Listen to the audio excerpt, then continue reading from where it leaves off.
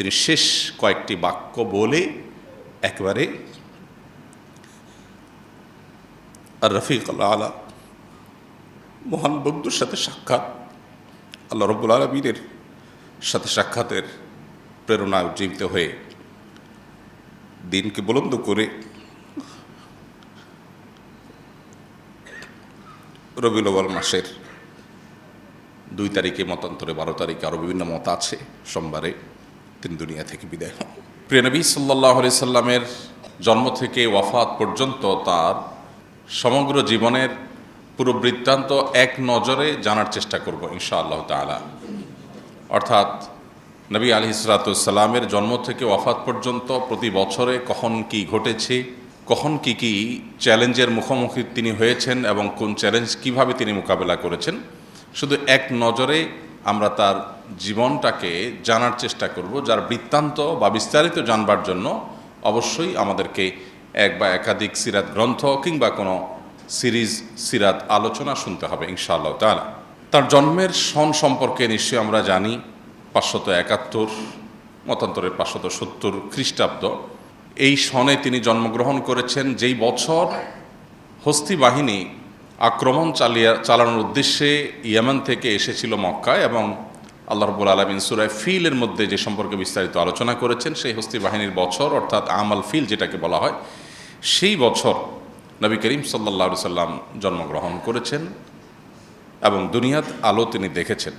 জন্মের কয়েক মাস আগেই ভালোবাসার জন্মদাতা পিতা আল্লাহ রাব্বুল আলামিন তাকে দুনিয়া থেকে নিয়ে যান, মাতৃগর্ভেই তিনি বাবাকে হারান। এরপর যথারীতি বাবার পক্ষ থেকে দাদা অভিভাবক হয়ে তার নামকরণ করেন মুহাম্মদ সাল্লাল্লাহু আলাইহি ওয়াসাল্লাম। জন্মের পর অল্প সময়ের ব্যবধানেই তার জীবনে আরও বিপদ আসে, কিন্তু জন্মের পর তিনি প্রথম মায়ের দুধের পাশাপাশি যার দুধ পান করেছেন তিনি ছিলেন সুয়াইবা নামক একজন কৃতদাসী, যিনি আবু লাহাব, তার চাচা আবু লাহাবের যিনি কৃতদাসী ছিলেন, তার দুধ তিনি পান করেন। এরপর আল্লাহ রাব্বুল আলামিনের তরফ থেকে তার জন্য বড় পরীক্ষার বিষয় হলো শৈশবে তার মাকে তিনি হারান, এবং মাকে হারান বাবার মৃত্যুর পর। বাবার মৃত্যু হয়েছিল মক্কার বাইরে, সে বাবার কবর জিয়ারতের উদ্দেশ্যে মায়ের সাথে গিয়েছেন নবী করিম সাল্লাল্লাহু আলাইহি সাল্লাম, শিশু মুহাম্মদ সাল্লাল্লাহু আলাইহি সাল্লাম। সেই মদিনার কাছাকাছি এলাকায় ফেরার পথে আবওয়া নামক জায়গায় তার মায়ের মৃত্যু হয়, এবং মা আমেনা তাকে আবওয়া নামক জায়গায় দাফন করা হয়েছে। এখনও তার কবর সেখানে, মক্কা এবং মদিনার মধ্যবর্তী একটি জায়গা। সাথে কৃত দাসী ছিলেন, মাকে দাফন করে দাসীর সাথে শিশু মুহাম্মদ সাল্লাল্লাহু আলাইহি সাল্লাম মক্কায় ফিরে আসেন। অর্থাৎ বাবা মা দুজনকে তিনি শৈশবে হারিয়ে ফেলেন।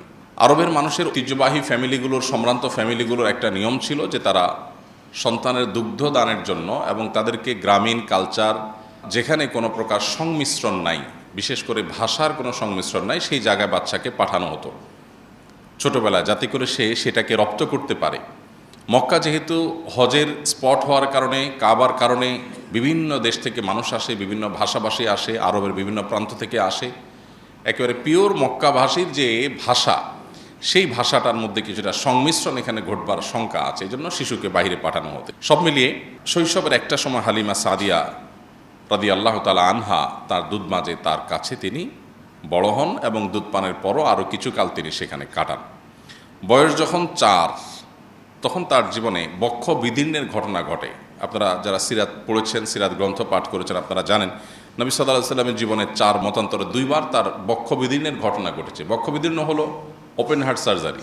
আল্লাহ রাব্বুল আলামিন জিবরিল আলাইহিস সালামকে পাঠিয়েছেন, এবং জিবরিল আলাইহিস সালামকে পাঠানোর পর শৈশবে মুহাম্মদ সাল্লাল্লাহু আলাইহি সাল্লামকে একবার মা হালিমার কাছে যখন ছিলেন, তখন বাচ্চাদের সাথে খেলাধুলা করছেন, জিবরিল আসলেন, তাকে ধরে শুইয়ে দিলেন এবং তার বক্ষ বিদীর্ণ করে ভেতর থেকে তার বিভিন্ন অর্গান বের করে সেগুলোকে জান্নাত থেকে আনা পানি, জিবরিলের সাথে আনা পাত্র, সেটাতে পরিষ্কার করে রেখে আবার সেটাকে তিনি জোড়া লাগিয়ে দিলেন এবং তিনি উঠে গেলেন। অলৌকিক একটা ঘটনা, তার শৈশবে বারে বারে 4 বার, কোনো কোনো ইতিহাসবিদদের মতে 2 বার সেটি ঘটেছে। এরপর বয়স যখন 7, এই বক্ষবিদীর্ণের ঘটনা মূলত আল্লাহ রাব্বুল আলামিন ঘটিয়েছেন। তাকে যেহেতু নবী করা হবে, তাকে আল্লাহ রাব্বুল আলামিন অলৌকিকভাবে তার মধ্যে কিছু জিনিস ঘটিয়ে তাকে, তার পরিবারকে, মক্কাবাসীকে বার্তা দিচ্ছিলেন যে এই শিশু অন্য 10টি শিশুর মতো নয়, এ আল্লাহর নবী হবেন, আল্লাহ রাসূল হিসাবে মনোনীত। অতএব সেই জায়গা থেকে আল্লাহ তাআলা বার্তা দিতে চেয়েছেন। তার বাইরেও নবী করিম সাল্লাল্লাহু আলাইহি সাল্লামের ভেতরকার যে তার মানুষ হিসাবে আল্লাহ তাআলা তাকে যে সৃষ্টি করেছেন সেটাকে অতি মানবীয় পর্যায়ে নেওয়ার জন্য এটা এক ধরনের অপারেশন এবং আল্লাহর পক্ষ থেকে একটা কুদরতি ব্যবস্থাপনা ছিল। বয়স যখন 7, মাহারা হয়ে এখন একমাত্র অভিভাবক, একমাত্র দেখাশোনা করার মানুষ আব্দুল মুত্তালিবের সাথে তিনি বসবাস করতেন। মাত্র 1 বছরের ব্যবধানে 8 বছর বয়স যখন, তখন দাদা আব্দুল মুত্তালিবের মৃত্যু হয়। বয়স যখন 12, 8 থেকে 12, এই পুরো সময়টা চাচা আবু তালেবের অধীনে তিনি বড় হন এবং আবু তালেব তার অভিভাবকত্ব করেন। চাচা আবু তালেবের সাথে 12 বছর বয়সে সিরিয়ায় ব্যবসায়িক সফর সঙ্গী হিসাবে চাচার সাথে যান।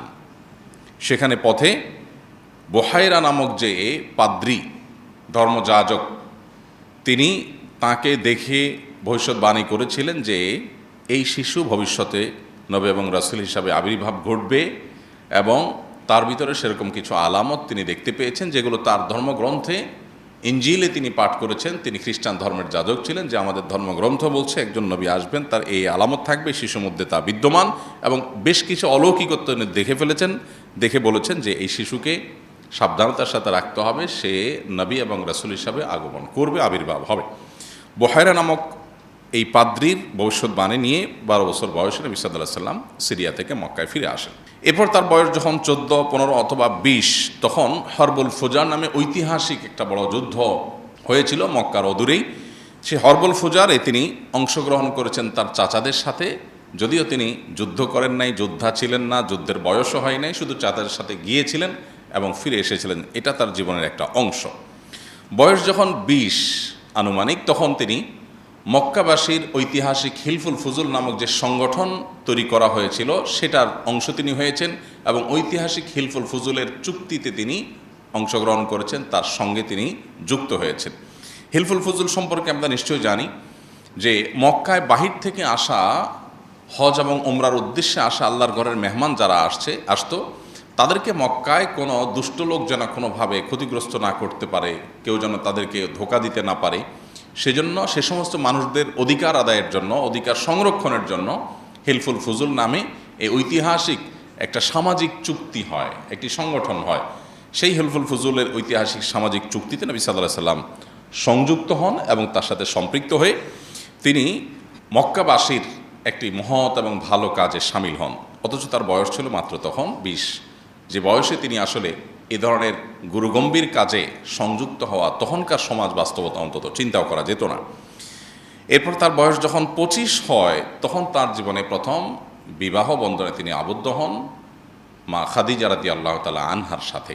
মা খাদিজা রাদিয়াল্লাহু আনহার সাথে তার সংসার চলছিল, এবং বয়স যখন 35 হয়, তখন তার বংশের নেতৃবৃন্দের উদ্যোগে যখন কাবাঘর নির্মাণ করার পর কাবাঘরের যে কালো পাথর, হাজরে আসওয়াদ পাথর, সেটা স্থাপন করা নিয়ে মক্কাবাসী কুরাইশের লোকেরা তারা যখন বিবাদে লিপ্ত হয়েছিল, তখন তিনি সবাইকে অদ্ভুত এবং অকল্পনীয় একটা আইডিয়া দিয়েছেন, যাতে পুরো সমাজের পুরো বিবাদ বিতণ্ডা থেমে গিয়েছিল। তিনি বলেছিলেন, তোমরা কে কাবাঘরের এই পাথর স্থাপন করবে, এই গৌরব কে অর্জন করবে, কে ইতিহাসের অংশ হবে, এটা নিয়ে তোমরা গণ্ডগোল ফাসাদে লিপ্ত হচ্ছ।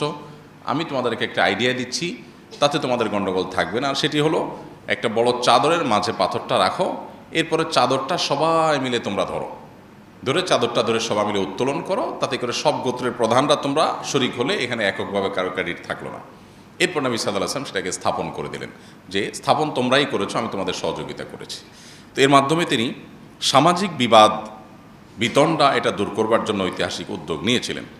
বয়স যখন 39, ততদিনে তিনি মক্কার মানুষদের কাছ থেকে আল আমিন উপাধিতে ভূষিত হয়েছেন।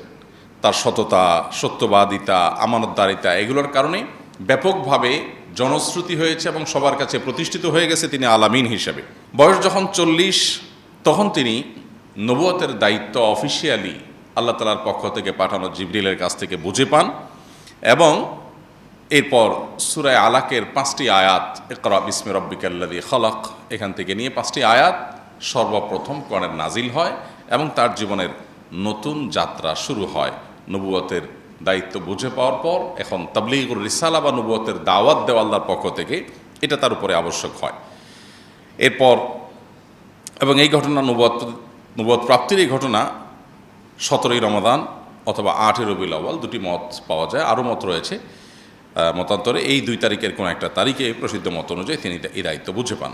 বয়স যখন তার 42 থেকে 43, এই পুরো সময়টা 41, 42, 43 এই পুরো সময়টা তিনি গোপনে ইসলামের দাওয়াত দেন। কারণ আল্লাহ তাআলা তাকে নির্দেশ করেছেন যে প্রকাশ্যে ইসলামের দাওয়াত দেওয়া যাবে না, গোপনে ইসলামের দাওয়াত দিতে হবে। কেন? কারণ হঠাৎ করে মক্কার মানুষজন এই দাওয়াত, তাওহীদের দাওয়াত গ্রহণ করা তাদের জন্য কঠিন হবে। সেজন্য তাদেরকে গোপনে ইসলামের দাওয়াত নবী সাল্লাল্লাহু আলাইহি ওয়াসাল্লামকে দেওয়ার নির্দেশ করা হলো। তিনি গোপনে ইসলামের দাওয়াত দিলেন। সর্বপ্রথম ইসলাম গ্রহণ করলেন মেয়েদের মধ্যে তার স্ত্রী খাদিজা রাদিয়াল্লাহু তাআলা আনহা, এবং সবার মধ্যে তিনি প্রথম, অর্থাৎ পৃথিবীর ইতিহাসে প্রথম ইসলাম গ্রহণ কোনো পুরুষ করেননি। সর্বপ্রথম ইসলাম গ্রহণ করেছেন একজন নারী। ইসলামের জন্য সর্বপ্রথম জীবন দিয়েছেন যিনি, তিনিও একজন নারী। আল্লাহ তাআলা এইভাবে নারীকে বিভিন্নভাবে সম্মানিত করেছেন ইসলামের মাধ্যমে। এরপর যুবকদের মধ্যে ইসলাম গ্রহণ করেছেন সবার আগে আলী রাদিয়াল্লাহু তাআলা আনহু, আর বয়স্কদের মধ্যে, সিনিয়রদের মধ্যে ইসলাম গ্রহণ করেছেন সবার আগে আবু বকর রাদিয়াল্লাহু তাআলা আনহু। এরপর 3 বছর যখন গোপনে ইসলামের দাওয়াত চলছিল, খুব সীমিত সংখ্যক, হাতে গোনা কয়েকজন মানুষ ইসলাম গ্রহণ করেছেন। তার 3 বছর পর, অর্থাৎ বয়স যখন তার 44, তখন থেকে আল্লাহর পক্ষ থেকে প্রকাশ্যে ইসলামের দাওয়াত দেওয়ার নির্দেশ আসলো। তখন তিনি প্রকাশ্যে ইসলামের দাওয়াত দেওয়া শুরু করলেন। তার প্রকাশ্যে ইসলামের দাওয়াত দেওয়ার প্রথম দিনে, প্রথম প্রহরেই তিনি শারীরিকভাবে আক্রমণের শিকার হন।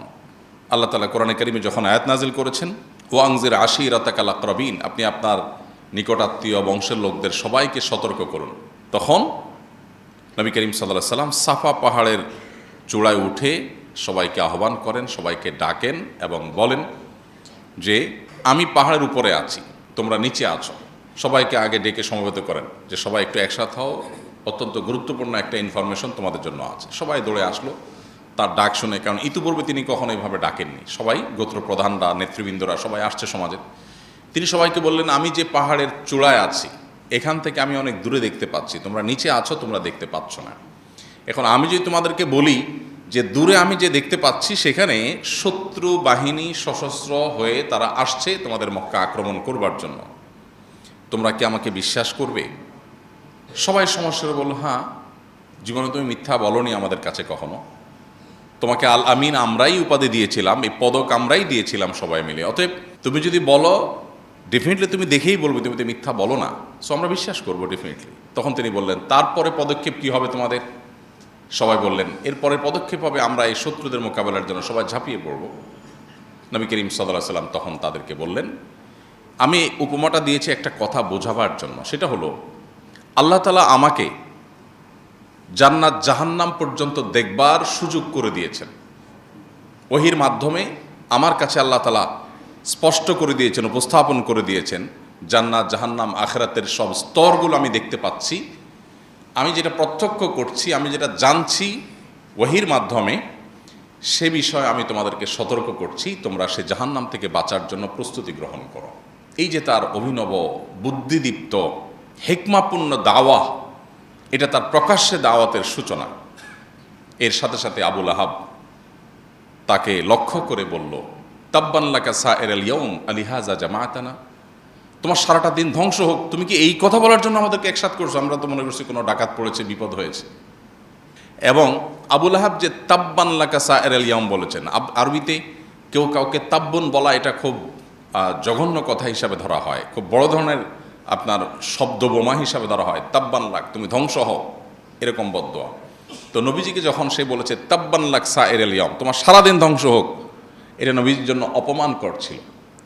আল্লাহ রাব্বুল আলামিন তার জবাবে সূরা তাব্বাত ইয়াদা নাজিল করে সেখানে আল্লাহ তাআলা বলেছেন, তাব্বাত ইয়াদা আবি লাহাবি ওয়া তাব, যে আবু লাহাব 2 হাত তুলে আমার নবীকে তাব্বান লাক বলছে, মোহাম্মদ তোমার সারাদিন ধ্বংস হোক এই কথা বলছে, ওর 2 হাত ধ্বংস হবে, সে নিজে ধ্বংস হবে এবং তার স্ত্রী যে তার এই অপকর্মের সহযাত্রী এবং সহযোগী, সেও ধ্বংস হবে।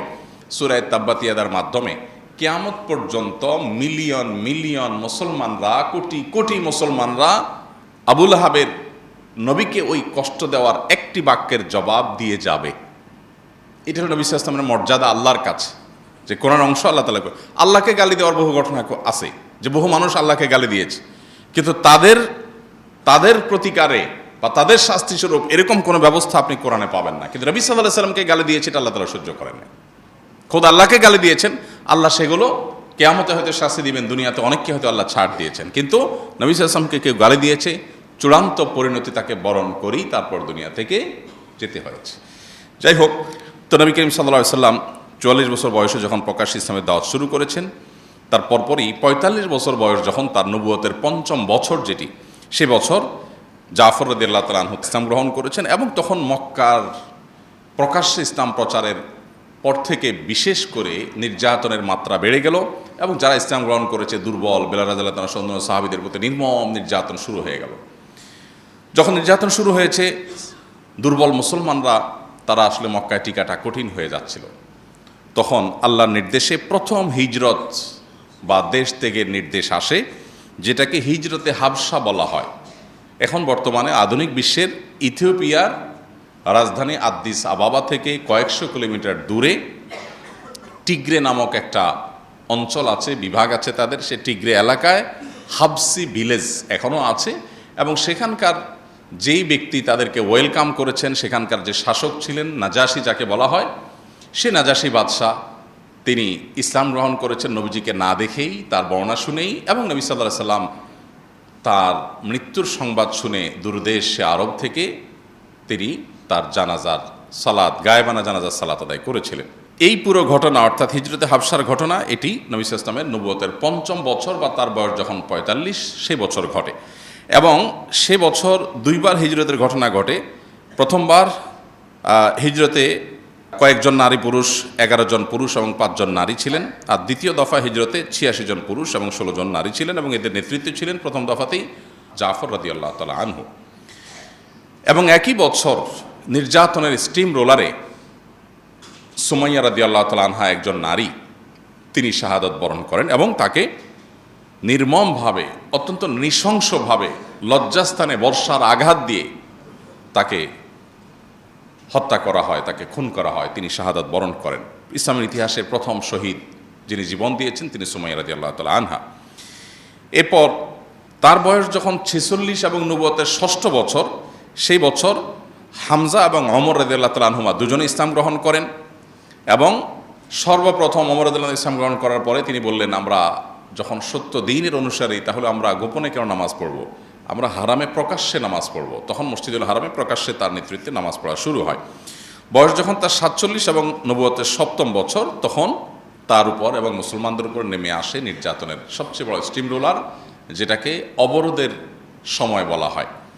সে আবি তালেব একটা জায়গায় নবী সাল্লাল্লাহু আলাইহি ওয়াসাল্লাম তার প্রতি তার অনুসারী এবং তাকে যারা সহযোগিতা করেছে কুরাইশ বংশের, তাদেরকে একঘরে করে রাখার জন্য মক্কার মুশরিকরা সিদ্ধান্ত নিল, এবং ৩ বছর টানা তাদের সাথে সকল প্রকার কথাবার্তা, যোগাযোগ, লেনদেন, কেনাবেচা সব বন্ধ করে দিল। যেটা সেই যুগের, সেই পৃথিবীতে সেই অবরোধের মধ্যে কোনো মানুষের বেঁচে থাকাও সম্ভব না যদি সমাজের মানুষ অবরোধ করে। সেরকম একটা পরিস্থিতিতে অত্যন্ত করুণ পরিস্থিতি হয়েছিল, এবং মানুষ না খেয়ে সাহাবীরা কঙ্কালসার হয়ে যাচ্ছিল, মৃত্যুর মুখোমুখি হয়ে যাচ্ছিল, এবং খুব ভয়াবহ সময় পার করেছিল ৩টি বছর। এবং একটা পর্যায়ে তার বয়স যখন ৪৮ এবং নবুয়তের ৮ম বছর, তখন আল্লাহ তাআলা তার মাধ্যমে একটা অলৌকিক মুআজিজা ঘটান, যেটাকে শাক্কুল কামার বা চন্দ্র দ্বিখণ্ডিত হওয়ার ঘটনা বলে। মক্কার মানুষজন, শত শত হাজারো মানুষ যারা দেখেছে যে নবী সাল্লাল্লাহু আলাইহি ওয়াসাল্লাম হাতের আঙ্গুল ইশারা যখন করেছেন আল্লাহর নির্দেশে, চাঁদ দুপাশে আলাদা হয়েছে, আবার সেটা সম্মিলিত হয়েছে। কোরআনে যেটাকে আল্লাহ তাআলা বলেছেন ওয়ানশাক্কাল কামার, চন্দ্র বিদীর্ণ হয়েছে, অতএব কিয়ামত নিকটবর্তী। তো সেই ঘটনাটি ঘটেছে নবী সাল্লাল্লাহু আলাইহি ওয়াসাল্লামের নবুয়তের এই পর্যায়ে আনুমানিক। এবং তার বয়স যখন ৫০, নবুয়তের ১০ম বছর, তখন বয়কট শেষ হয়, যে বয়কট ৩ বছর ধরে চলেছিল। এবং একই বছর তার জীবনের সবচেয়ে বড় দুই সহযোগী, ভরসাস্থল, একজন বাহিরে থাকা আবু তালেব চাচা আর ভেতরে থাকা খাদিজা রাদিয়াল্লাহু আনহা, দুজনেই একই বছর মারা যান। তার জীবনের এই বছরটাকে বলা হয় আমাল হুজন বা বিপদের বছর, কারণ সবচাইতে আপন দুজন মানুষ একসাথে চলে যান।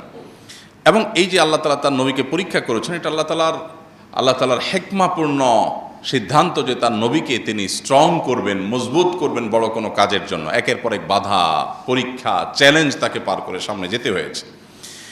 এরপর একই বছরে তিনি সাউদা রাদিয়াল্লাহু তাআলা আনহা এবং আয়েশা রাদিয়াল্লাহু তাআলার সাথে তার আকদ সম্পন্ন হয়। আয়েশা রাদিয়াল্লাহু তাআলার সাথে সংসার জীবন শুরু করেন আরও অনেক পরে, কিন্তু শুধু আকদটা সম্পন্ন হয় তখন, আর সাউদা রাদিয়াল্লাহু তাআলার সাথে তখন আকদ এবং সংসার একসাথে শুরু হয়। এবং এই বছরই তিনি তায়েফে দাওয়াত নিয়ে যান এবং তার সাথে থাকা যায়েদ ইবনে হারিসা রাদিয়াল্লাহু তাআলার সাথে নির্মম নির্যাতনের শিকার হন, রক্তে রঞ্জিত হয়ে মক্কায় ফিরে আসেন। বয়স যখন তার 52 এবং নবুয়তের 12তম বছর, সে বছর তার জীবনে ইসরা এবং মেরাজের ঘটনা ঘটে এবং 5 ওয়াক্ত নামাজের বিধান আল্লাহ তাআলা তাকে দেন। এবং একই বছর মদিনা থেকে আসা 12 জন হাজি যারা হজে আসছেন, তারা মিনার কোনো একটা পাহাড়ের পাদদেশে নবী সাল্লাল্লাহু আলাইহি ওয়াসাল্লামের সাথে মিলিত হন এবং বায়াতে আকাবায়ে উলা বলা হয় ইতিহাসে। নবী সাল্লাল্লাহু আলাইহি ওয়াসাল্লামের হাতে হাত রেখে তারা বায়াত নেন, ইসলাম গ্রহণ করে এবং নবীজিকে মক্কায় যাওয়ার হিজরতের আমন্ত্রণ তারা জানান। অর্থাৎ শুরু থেকেই মদিনাতে হিজরত করার একটা প্রেক্ষাপট শুরু হয়। এরপর তার বয়স যখন 53, নবুয়তের 13তম বছর, তখন আল্লাহর পক্ষ থেকে হিজরতের অনুমোদন আসে, বায়াতে আকাবায়ে সানিয়া আসে, বা মদিনা থেকে এবছর হজ থেকে আসা, হজের জন্য আসা 72 জন পুরুষ এবং 12 জন নারী ইসলাম গ্রহণ করেন। এবং তারা বলেন, আপনি মদিনায় আসেন, মক্কাবাসীর এই জুলুমে আপনার থাকার কোনো মানে নাই, আপনার সাথে যত লোক আসবে সবাইকে ওয়েলকাম করার জন্য মদিনাবাসী আমরা প্রস্তুত, আপনি চলে আসেন। তখন তিনি পরামর্শ করলেন, আল্লাহর পক্ষ থেকে অনুমোদন আসলো হিজরতের, তিনি হিজরতের সিদ্ধান্তও নেন। এদিকে নবী সাল্লাল্লাহু আলাইহি ওয়াসাল্লামকে হত্যার বহু ষড়যন্ত্র আগেও হয়েছে, এখনও চলছে। নবী সাল্লাল্লাহু আলাইহি ওয়াসাল্লাম এর মধ্য দিয়েই বয়স যখন তার 54 এবং নবুয়তের যখন 14তম বছর শুরু, তখন তিনি হিজরতের উদ্দেশ্যে রাতের গভীরে আবু বকর রাদিয়াল্লাহু আনহুকে সাথে নিয়ে বের হন এবং মক্কা থেকে মাত্র 5 কিলোমিটার দূরে গারে সৌরে 3 দিন অবস্থান গ্রহণ করেন। অত্যন্ত সুকৌশলী একটা সিদ্ধান্ত। যখন মক্কা থেকে গারে সৌরে তিনি আশ্রয় নেন, তিনি সোজা টানা মক্কা থেকে মদিনার পথে চলে যেতে পারতেন, না গিয়ে তিনি মক্কা থেকে অদূরে 5 কিলোমিটার দূরে গিয়ে একটা গুহায় 3 দিন অবস্থান করেন। উদ্দেশ্য যে মক্কার মুশরিকরা তাকে খুঁজে পাবে না। তখনকার যে রাস্তা, এই রাস্তা ধাওয়া করে একজন মানুষকে ধরে ফেলা তো খুব সহজ কাজ। তো তিনি যদি রাস্তা কন্টিনিউ করতেন তাহলে তাকে তারা ধরে ফেলতো। আল্লাহ নির্দেশে, আল্লাহর ইশারায় তিনি গুহায় আশ্রয় নিলেন 3 দিন। 3 দিন ধরে যখন তাকে কোথাও খুঁজে পায়নি মক্কার মুশরিকরা, তখন তারা আশা ছেড়ে দিয়েছে, তাহলে আমাদের হাতের নাগালে বাইরে চলে গেছে। অথচ তিনি খুব কাছেই ছিলেন তখন। গারে সৌরে 3 দিন অবস্থান করার পর তিনি যখন একটা পর্যায়ে 1 থেকে 12ই রবিউল আউয়াল পর্যন্ত টানা বিভিন্নভাবে সফর করার পর মদিনায় গিয়ে পৌঁছালেন, তখন মদিনাবাসী কুবা নামক জায়গা, যেখানে আমরা হজে গেলে দেখে থাকি কুবাতে একটা মসজিদ আছে, এইখানে মদিনার এন্ট্রেন্স পয়েন্ট ছিল, তখন প্রবেশদ্বার ছিল মদিনার, তখনকার যে রুট ছিল সেই রুটে।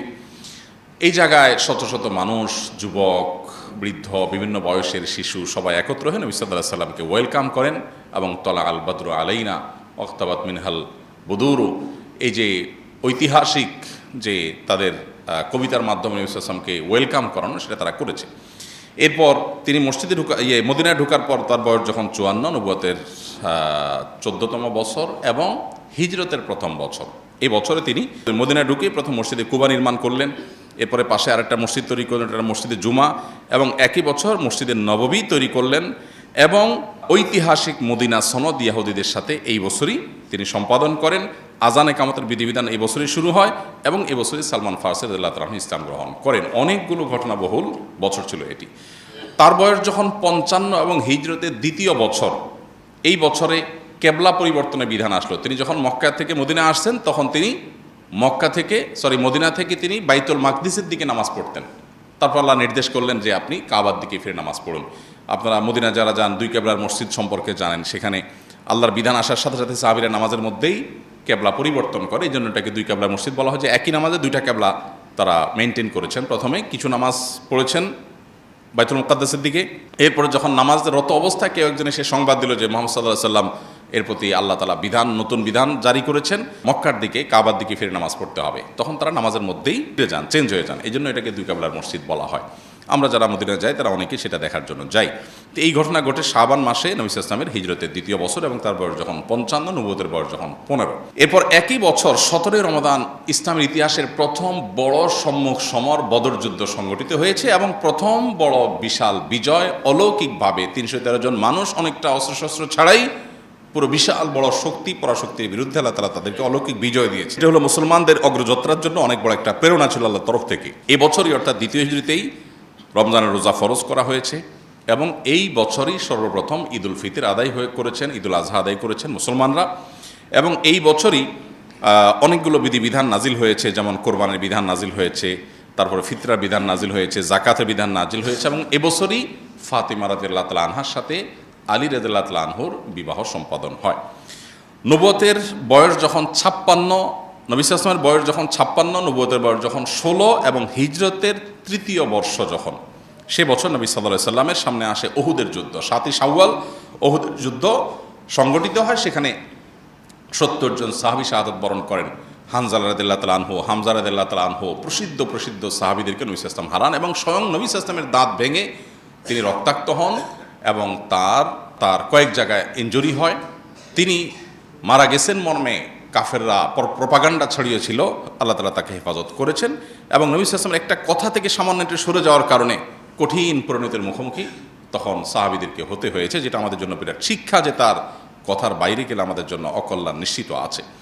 একই বছর অনেকগুলো বিধিবিধান নাজিল হয়েছে। এর ভিতরে মেয়েদেরকে পর্দার বিধান এই বছর নাজিল হয়েছে। তার আগ পর্যন্ত মেয়েরা ছেলেদের সাথে পর্দা করার বিধান ছিল না। এই বছর সর্বপ্রথম পর্দার বিধান নাজিল হয় এবং এই বছরই সুদ এবং মদ এই দুটিকে হারাম ঘোষণা করা হয়। মদের বিধান যখন হারাম ঘোষণা করা হয়, চিন্তা করার বিষয় যে সাহাবীরা বা যে মক্কার মদিনার মানুষেরা মদ হালাল ছিল, নিষিদ্ধ ছিল না, সবাই পান করত, দিলেন, হারাম করলেন। মদের যে ভাঁড়গুলো ছিল এগুলো সব রাস্তায় ছুঁড়ে ছুঁড়ে সাহাবীরা ফেলছিলেন এবং মদের স্রোত রীতিমতো বহমান হয়েছিল। এই পরিস্থিতিতে সাহাবা একরামের আনুগত্যের একটা দারুণ দৃষ্টান্ত স্থাপিত হয়। এটা ছিল 3য় হিজরির ঘটনা। এরপরে 4র্থ হিজরিতে তার বয়স যখন 57, নবুয়তের বয়স যখন 17, সেই বছর বড় যে ঘটনা ঘটে সেটা হলো ইয়াহুদিরা যাদের সাথে মদিনা সনদে চুক্তি হয়েছে যে এই রাষ্ট্রকে আমরা সবাই মিলে সেভ করব, আমরা উভয় মিলেমিশে বসবাস করব এই ভূমিতে, তুমি তোমার ধর্ম পালন করবে, আমি আমার ধর্ম পালন করব, তখন তারা বিশ্বাসঘাতকতা করে এবং বনু নাজিরের বিশ্বাসঘাতকতার কারণে তাদেরকে মদিনা থেকে বের করে দেওয়া হয়, বিশ্বাস ভঙ্গের কারণে, চুক্তি ভঙ্গের কারণে। এবং একই বছরে গজওয়াত জাতুর রিকা সেটাই সংগঠিত হয় এবং একই বছরে আরও অনেকগুলো ঘটনা ঘটে। এরপরে বয়স যখন তার 58 এবং নবুয়তের বয়স যখন 18 এবং হিজরতের বয়স যখন 5 হিজরিতে খন্দকের যুদ্ধ গঠিত হয়। খন্দকের যুদ্ধে 1000 সাহাবী প্রায় অংশগ্রহণ করেন এবং তারা সাকল্যে প্রায় 4.5 কিলোমিটার এলাকা মদিনার চারপাশে তারা পরীক্ষা খনন করেন এবং সেই পরীক্ষা 5 মিটার গভীর ছিল। এই পুরো পরীক্ষা তারা অনেকটা ক্ষুধার্ত অবস্থাতে খনন করে মক্কা থেকে আসা শত্রুপক্ষ যারা মদিনাকে শেষ করতে চেয়েছে, মুসলমানদের শেষ করতে চেয়েছে, তাদেরকে তারা প্রতিহত করেন এবং পুরো আইডিয়াটা দিয়েছিলেন পারস্য থেকে আসা সালমান ফারসি রাদিয়াল্লাহু তাআলা আনহু। এরপর এই বছরই নবী করিম সাল্লাল্লাহু আলাইহি ওয়াসাল্লামের জীবনে অনেকগুলো ঘটনা ঘটে, যেমন বনুল মুস্তালিকের ঘটনা ঘটে, যেখানে মা আয়েশা রাদিয়াল্লাহু তাআলা আনহার চরিত্র নিয়ে মুনাফিকরা কালিমা তোলে, দু একজন সরল মনা মুসলমানও সেখানে যোগ দিয়ে ফেলে। আল্লাহ তাআলা পরে আয়াত নাজিল করে তার চরিত্রের পুত্র পবিত্রতার কথা আমাদেরকে জানান দেন, ঐতিহাসিকভাবে যেটাকে ইফকের ঘটনা বলা হয়। এই বছরই তায়াম্মুমের বিধান নাজিল হয় এবং এই বছরই ইয়াহুদীদের আরেকটা গোত্র বনু কুরাইজা তাদের গাদ্দারির কারণে, তাদের বিশ্বাসঘাতকতা এবং রাষ্ট্রদ্রোহের কারণে, ওই যে চুক্তি ছিল চুক্তি ভঙ্গ করে মুসলমানদের বিরুদ্ধে ষড়যন্ত্রে লিপ্ত হওয়ার কারণে তাদেরকে শাস্তি দেওয়া হয়, করুণ শাস্তি।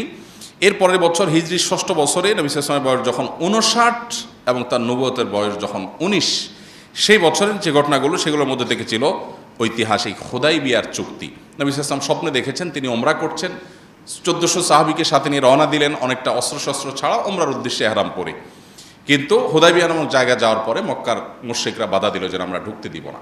তারা জানালেন আমরা তো যুদ্ধ করতে আসিনি, আমরা ওমরা করে আবার ব্যাক করব। তারা বলল না, আমরা ঢুকতে দিব না।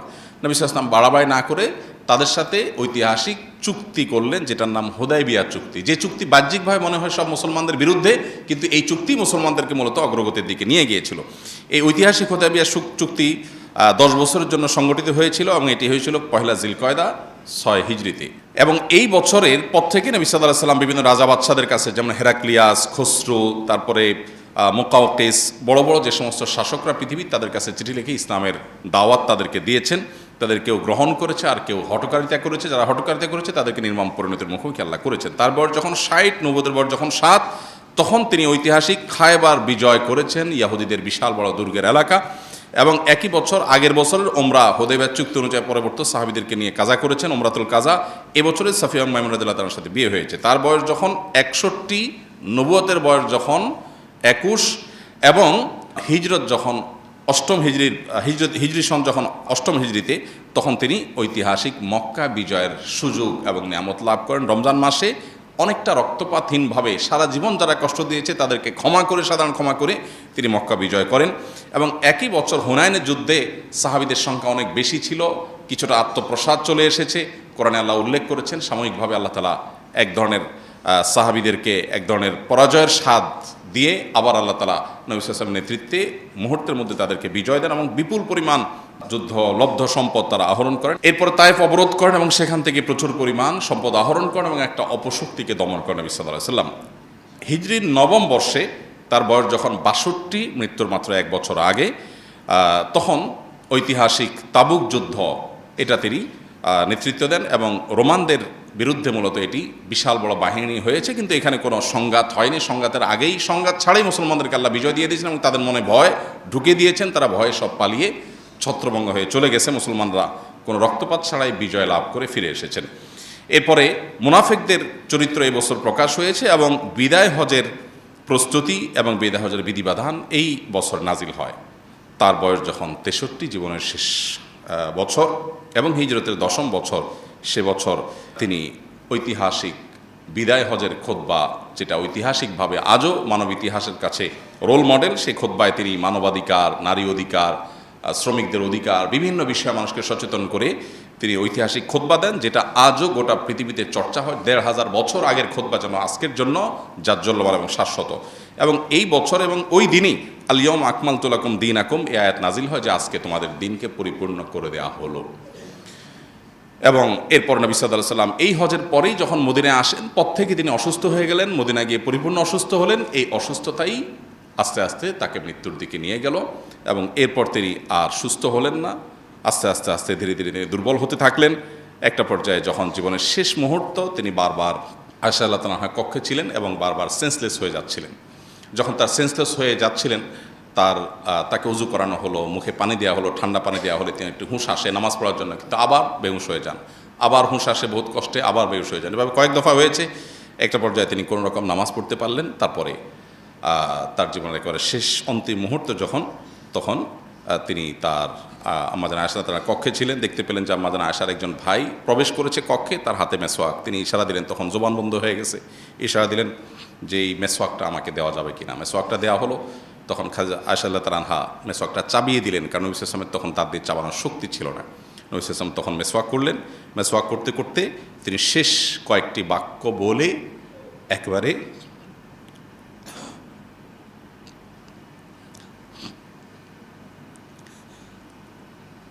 আর রফিক আলা, মহান বন্ধুর সাথে সাক্ষাৎ, আল্লাহ রাব্বুল আলামিনের সাথে সাক্ষাতের প্রেরণা উজ্জীবিত হয়ে দিনকে বুলন্দ করে রবিউল আউয়াল মাসের 2 তারিখে, মতান্তরে 12 তারিখে, আরও বিভিন্ন মত আছে, সোমবারে তিনি দুনিয়া থেকে বিদায় হন সাল্লাল্লাহু আলাইহি ওয়াসাল্লাম। আল্লাহ তাআলা আমাদেরকে তার জীবন বৃত্তান্ত থেকে শিক্ষা গ্রহণ করার তৌফিক দান করুন, আমাদেরকে তার